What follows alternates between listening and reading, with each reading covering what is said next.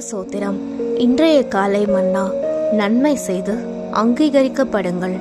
காயினையும் அவன் காணிக்கையையும் அவர் அங்கீகரிக்கவில்லை. அப்பொழுது காயினுக்கு மிகவும் எரிச்சல் உண்டாகி அவன் முகநாடி வேறுபட்டது. அப்பொழுது கர்த்தர் காயினை நோக்கி, உனக்கு ஏன் எரிச்சல் உண்டாயிற்று? உன் முகநாடி ஏன் வேறுபட்டது? நீ நன்மை செய்தால் அங்கீகரிக்கப்பட மாட்டாயோ என்றார். ஆதியாகமம் 4:5-7. காயினின் கொடூரமான முகம் அவன் தனது பலியை சரியான ஆவியுடன் செலுத்தவில்லை என்பதை வெளிப்படுத்திற்று. அங்கீகரிக்கப்படத்தக்க ஒரு பலியை செலுத்தாததற்காக தேவன் காயினிடம் கோபமடையவில்லை. மாறாக காயினே தேவனிடம் கோபமடைந்தான். நம்முடைய விஷயமும் இதுவே.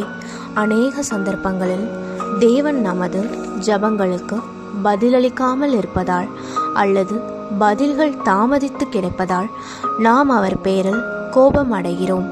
ஆனால் நமது ஜெபம் சரியான காரியத்திற்காக சரியான ஆவியுடன் ஏறெடுக்கப்பட்டதா என நம்மை நாமே ஆராய்ந்து பார்ப்பதில்லை. நீ நன்மை செய்தால் அங்கீகரிக்கப்பட மாட்டாயோ என்று தேவன் காயினிடம் கேட்டதிலிருந்து அவன் நன்மை செய்யவில்லையாதலால் அவன் அங்கீகரிக்கப்படவில்லை என நாம் அறிகிறோம்.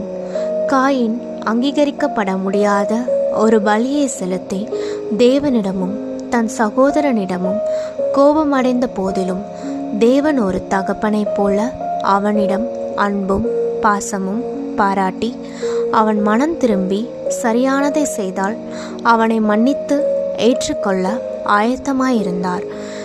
எப்படிப்பட்டதோர் மனதுருக்கமுள்ள தேவன் நமக்கு இருக்கிறார். கர்த்தர் நீடிய சாந்தமும் மிகுந்த கிருபையும் உள்ளவர் என சங்கீதக்காரன் கூறுகிறார். நாம் நமது குறைகளை உணர்ந்து மனஸ்தாபத்துடன் அவரிடம் திரும்ப வேண்டும் என்று அவர் எவ்வளவாய் ஆவலாக இருக்கிறார். நம்மை ஏற்றுக்கொள்ளவும் அங்கீகரிக்கவும் அவர் எவ்வளவாய் ஆர்வமுள்ளவராய் இருக்கிறார்.